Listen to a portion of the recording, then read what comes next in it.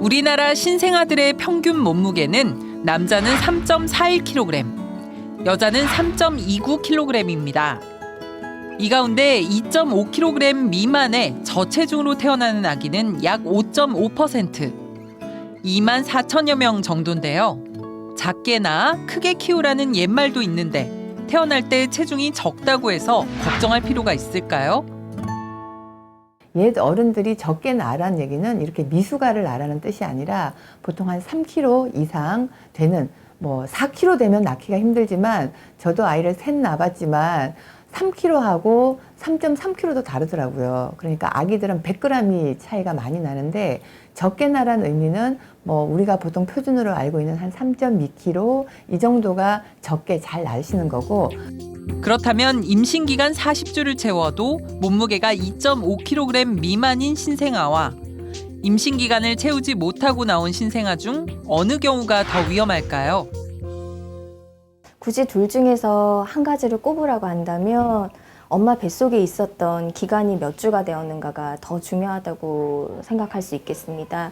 왜냐하면 아이들은 주수에 따라서 그 몸의 기능들이 만들어지기 때문인데요. 특히 그 표면 활성 물질을 만드는 폐포 기능이 주수가 늘면 늘수록 더 잘 만들어지기 때문에 주수가 더 중요하다고 볼 수 있겠습니다. 저체중아의 경우 건강상 심각한 영향을 받기 쉬운데요. 이런 아이들은 폐가 성숙이 안 되고 호흡기 질환이나 아니면 신경계 발달의 장애라든지 아니면은 황달 같은 게 심할 수 있고요. 여러 가지 저혈당증 이런 것들이 쉽게 올 수 있기 때문에 신생아실에 입원하는 경우도 많고 아기한테도 위험성이 있습니다. 한편 저체중아 출산을 예방하기 위해 산모는 어떤 점에 유의해야 할까요? 아기를 위해서 섭취해야 될 영양소를 균형 있게 섭취하는 게 제일 중요합니다. 중요한 영양소가 단백질과 철분, 칼슘 같은 무기질, 엽산, 비타민 U가 굉장히 중요하기 때문에 이런 영양소는 꼭 챙겨 드셔야 되고요. 임신 중에 이렇게 굶거나 굶는 다이어트를 하는 경우를 간혹 보는데 위험천만입니다. 그렇게 되면 저체중아가 될 확률이 엄청 높아지는 거죠. 그렇다면 지금부턴 저체중아를 돌보는 몇 가지 팁을 알려드리겠습니다.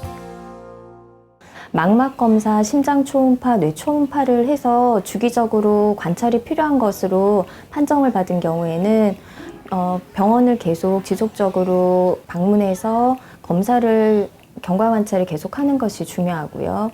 또한 비타민이나 철분 등의 의사 처방에 따라서 추가적인 영양 섭취가 필요한 경우가 있습니다. 또한 감염에 굉장히 취약하기 때문에 예방접종을 철저히 시행하는 것이 중요하겠습니다. 하지만 아기가 저체중이라고 해서 크게 염려하지 않으셔도 됩니다.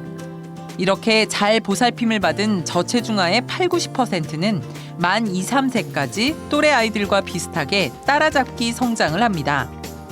지금까지 육아멘토 3인문답이었습니다.